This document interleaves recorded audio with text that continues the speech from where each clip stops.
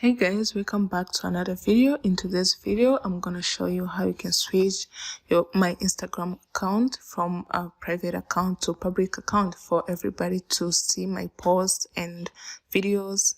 This is how I'm gonna do it, so please subscribe if you didn't, and let's start. I'm gonna start by opening up my Instagram account. Then I'll click the three lines up right. Then I'll go to settings. I'll just choose privacy. So I will click private account.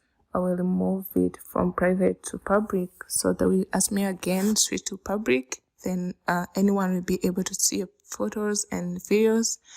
I will click here, yes, switch to private to, yeah. So right now you can see that my account has been switched from private to public. Thank you so much for watching, and see you guys next time. Please subscribe for more